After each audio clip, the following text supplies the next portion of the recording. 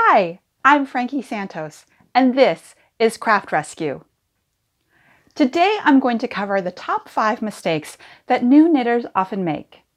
Part of my reason for starting Craft Rescue was to help you overcome the obstacles that inevitably come up in any craft. It's my belief that people often stop when they hit these little snags and they say, oh, I can't knit, or I can't crochet, I can't do that. I want to help you get over those obstacles. Let's get started. A really common beginner knitting mistake is accidentally increasing. And part of this is when you're knitting every row, this is technically knitting and purling every row, but when you're working that edge stitch, often what happens is, I'll zoom in here so you can see exactly what I'm talking about. This little edge stitch, because it's often loose, accidentally gets pulled over to the other side, and as you can see, it's actually the two parts of the stitch from the previous row. So here it is as one stitch, and then as you pull your thread to the back, if you're going to knit this next stitch, then you accidentally think it's 2 stitches. See? Just like that. So you'll put your needle in and you'll start to work and you'll think, oh, this is actually my first stitch. It's not. It's actually, that's actually your stitch.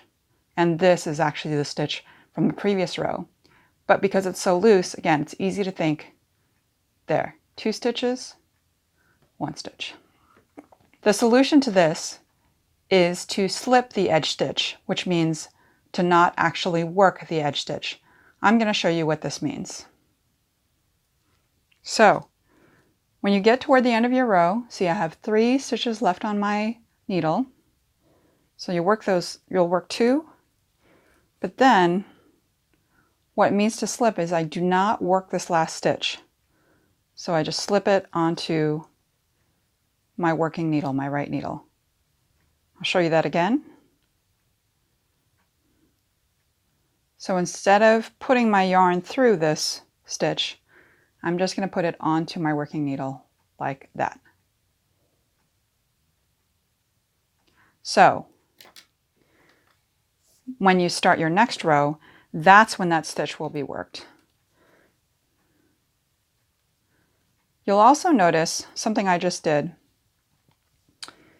is I left the yarn on the previous row to be in the back so that when I start my new row, it wraps like that around. And as you can see, it actually creates a really nice edge here. So if you're ever wondering which direction to let that yarn go, that's how you can create a nice edge. So there, so I put my needle into my first stitch. I work that first stitch because it's a knit stitch. And then again, when I get to it next, I will again slip the edge stitch.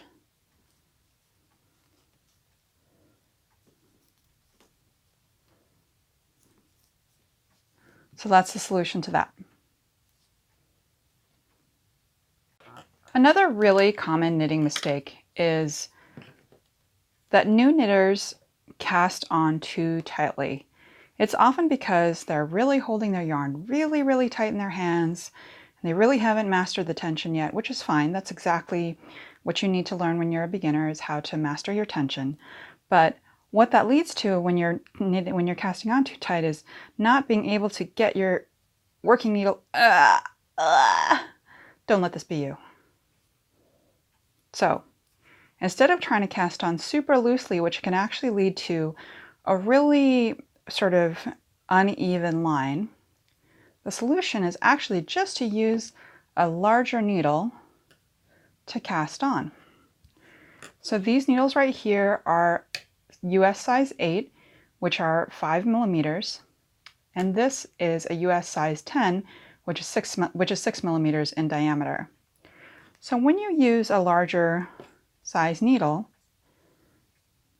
what you do is you just cast onto that larger size needle, and then you can happily and much more easily get your needle into those stitches.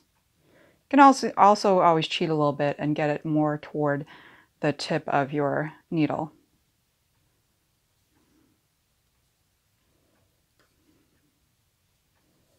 See, that makes it much easier to get your needle into your stitches, around,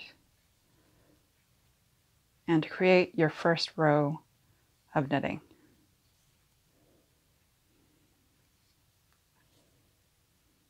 This is much easier than trying to force it into little tiny stitches and frustrating yourself. And then once you're done, you can just set that aside and start to use your intended needle size for your project. One other really common beginning knitter mistake is to pick up your knitting and knit back the wrong way. Now in this swatch, I'm going to show you exactly how I know that I did that. I'm going to zoom in so you can see it too. So if you'll notice, my purl bumps on this row continue right there. But you'll see these purl bumps right here, they suddenly stop right there. And also there's this very slight hole in my work. Of course, you'll also notice that this end is a little bit longer than this end. So that's how I know that I've accidentally picked up my work and worked the wrong way. So let's say you get interrupted. So let's say your phone rings, the dog barks, your best friend comes to the door, all kinds of things are going on around you. Your kids are screaming, somebody's hit somebody, you know how that goes. So let's say you have to stop in the middle of the row and you put your knitting down and then you forget, oh, where was I exactly? The way to always know which side you're on and to prevent yourself from doing this and switching and going back the wrong way is to notice which way your needle is attached to, or your yarn, is attached to. Which needle is your yarn attached to? That's how you know which needle is your working needle. If you're right-handed like me, your working needle is generally your right needle. If you're left-handed, your working needle will generally be your left needle. So again, you'll know that this was the row that you have just worked, and these are the stitches that still need to be knitted. Again, the clue is in your yarn. The number 4 mistake that new knitters often make is what's called dropping a stitch. And I'll show you how this happens. Typically, the way that happens is that a new knitter will be knitting along. And let's say you get just a little bit too enthusiastic about how fast you're going, and then, oops, you just accidentally pull a stitch off, and then you just keep working because you don't even notice. But then you don't realize until you've gotten to the end of the row, that's where your drop stitch is. And you go back and you count your stitches and you realize you're one short. And you go back and realize, oh my God, there's my drop stitch. So there's a few different things you can do to fix these. And it does depend on sort of the scenario in which you find yourself with this particular drop stitch. So on this swatch, I actually have 2 drop stitches because I'm going to demonstrate to you 2 different scenarios in 2 different ways. If you have a drop stitch that's way down in the work, like let's say you've worked 10, 12, 20 rows already, and you've already put in a lot of hours of work, and you realize, oh my goodness, there's a drop stitch right there. What you're going to do is you're going to take a tapestry needle, also called a yarn needle. You're going to take a length of your yarn, somewhere in the neighborhood of 6 to 8 inches. You're going to thread that onto your needle,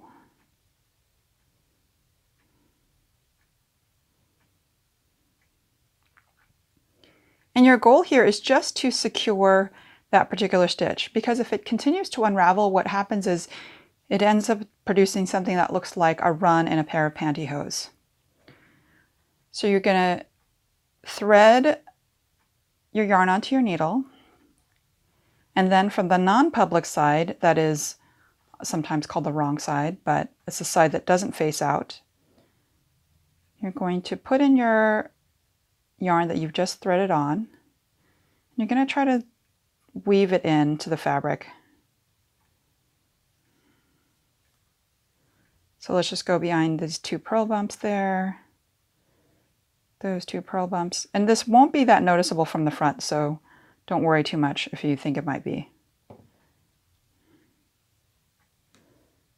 Okay. Now, then put your needle through. There is going to be a little hole where the drop stitch is. You can see that little hole right there. And you're going to put that yarn, put your needle, excuse me, through that stitch. Again, just to secure it. You're just trying to make it so that this will not unravel.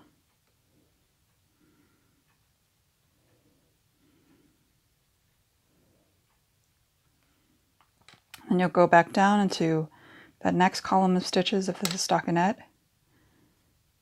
And you can kind of pull it a little bit.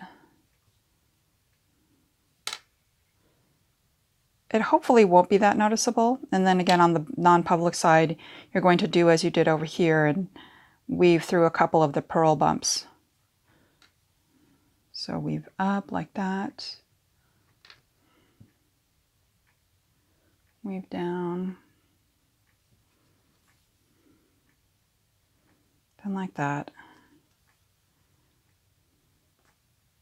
And then you can just cut off this little piece right there.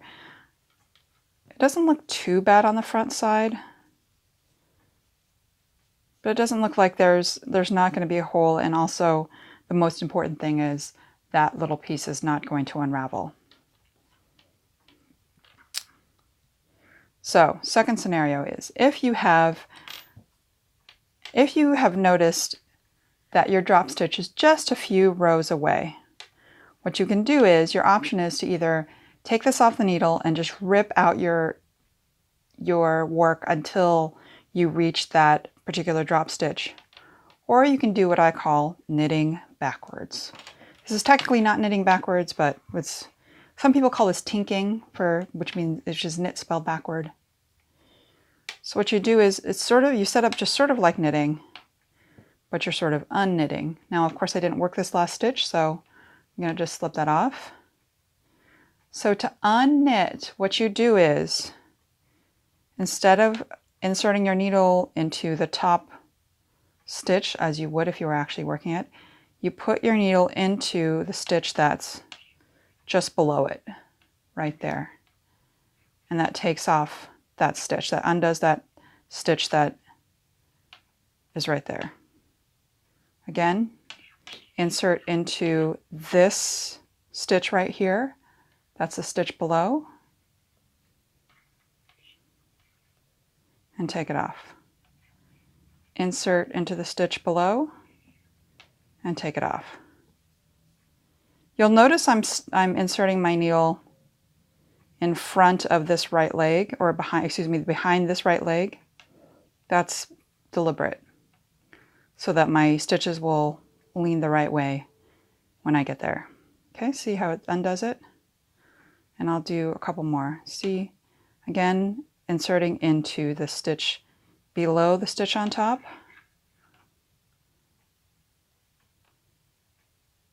Pull, pull, pull, and magic. Undoes it. One more. Insert into the stitch below. Pull off. Da, da, da. There you go. So you'll do this until you reach this drop stitch, and then you'll just work it as you would normally.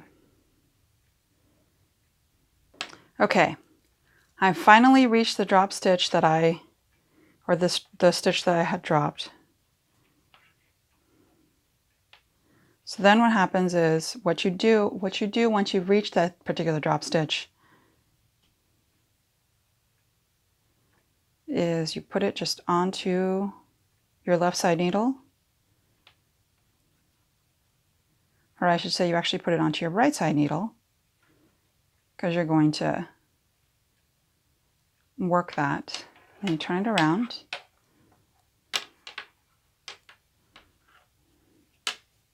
And start working again.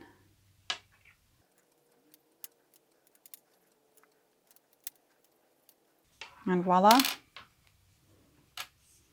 your drop stitch is now no longer. So if you've got a drop stitch that's a little bit, I'm going to show you a little bit closer here. If you've got a drop stitch here's a drop stitch right there. That's just a few rows down. It's somewhere between, just maybe 2 or 3 or 4 rows down. What you want to do is, I'm going to show you 3 different methods for fixing it. What you're going to do is you're first going to get to the 2 stitches between where that drop stitch is. And what I mean by that is you're going to slip your stitches onto your other needle until your work is right there between the 2 stitches. So now I'm between where the drop stitch is.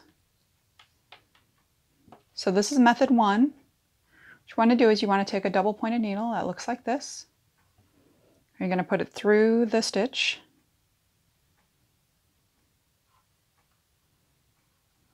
And hopefully there's enough room for you to sort of maneuver. What you want to do is kind of try to slightly pull apart your work. So you can see these little ladders of yarn. We're going to try to work our drop stitch, into those little pieces. You're going to put your working needle into that stitch, and then with your double pointed needle, you're going to pick up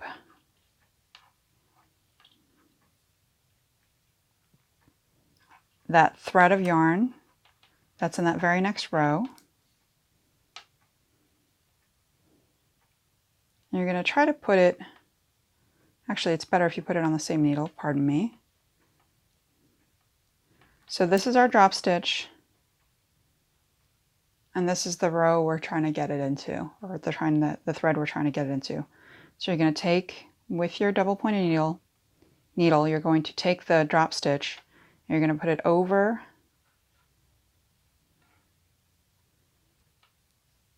that bit of yarn that's in that next row. Again, you're going to put them both onto your working needle.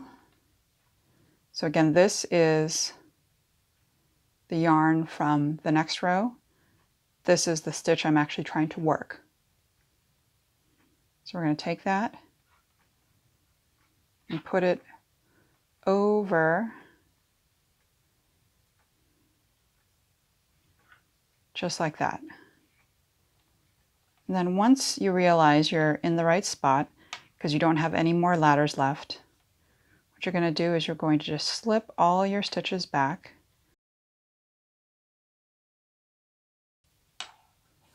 There, no more drop stitch. The second method for fixing a drop stitch if you're just a few rows away is to use a crochet hook. So what you're actually going to do is, just like before, you're going to slip your stitches onto your right side needle, your working needle, until you get to the particular stitch where you have dropped. So you take the crochet hook and you put it through that stitch. Hopefully that stitch cooperates. You put it through the stitch. I'll zoom in here so you can see a little bit better. You put it through the stitch that has been dropped, and then you hook your crochet hook through that next row's thread right there, and you pull through.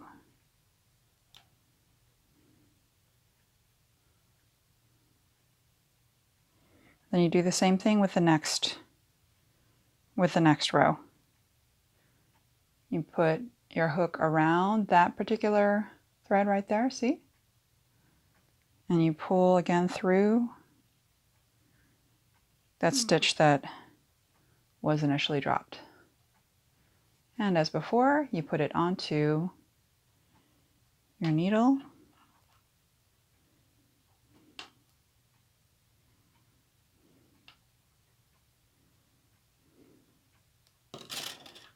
Then you go back and put all of your stitches back onto your non-working needle or your left side needle. The third method to fixing in a close-in drop stitch is using one of these. It's a dual end crochet hook. As you'll notice, it has a hook on both ends. And this is super handy. So, like before, so here's our drop stitch right there. And you want to get to right between where it is. So like before, you're going to just slip your stitches onto your working needle or your right side needle if you're right-handed.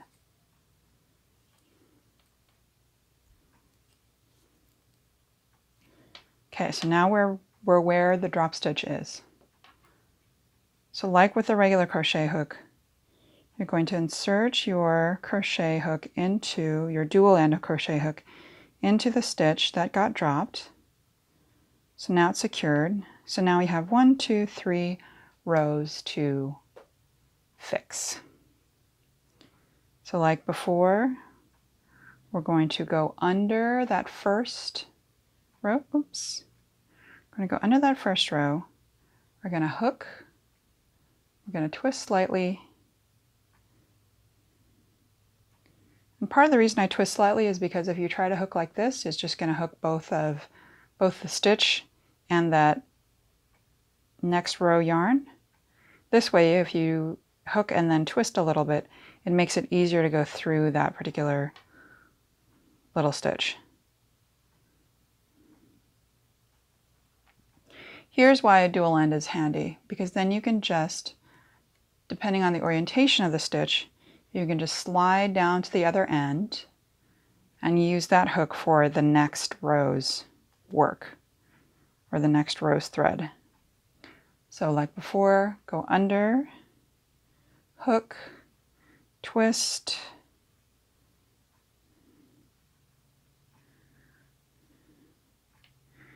and hopefully pull through.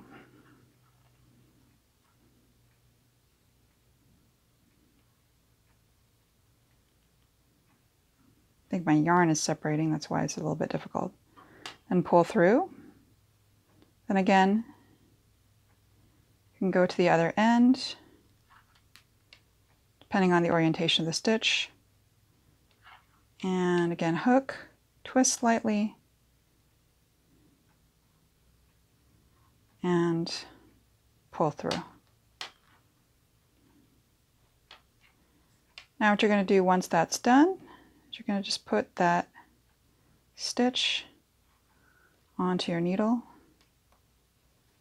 And there you go. You fixed your stitch.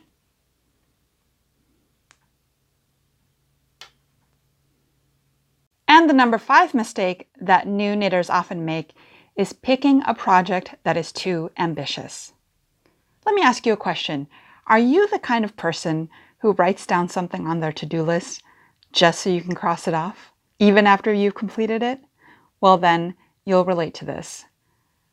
Part of the satisfaction of trying a new hobby is seeing the accomplishment that you can get out of it.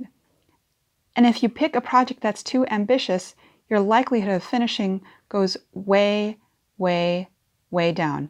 I'm talking about picking a project like a sweater or even a scarf. Scarves are very, very deceptive. Do you see how long this scarf is? This scarf probably took me, I would say, about 10 hours to make, which for me is about average, but I am a very fast knitter and I've been doing this a while. The kind of project that I would absolutely suggest that you do is something like a hat, which probably should take you about a weekend to complete, or about somewhere in the neighborhood of 5 to 10 hours. Or even something as very simple as a washcloth. Some knitters also call these dishcloths because you can, of course, use it for dishes. But I completed this in maybe, I think, probably an hour and a half. It should probably take a beginner somewhere between 3 and 4 hours. You want to think about a project that you can complete in one weekend. That way, you'll get a lot more learning out of it, and also you get the satisfaction of finishing something and the pride it takes in having something that you've done in your hands. So now that you know about these common knitting mistakes, I hope you'll be able to detect and fix your errors much more quickly and get back on the road to knitting happily. Happy crafting!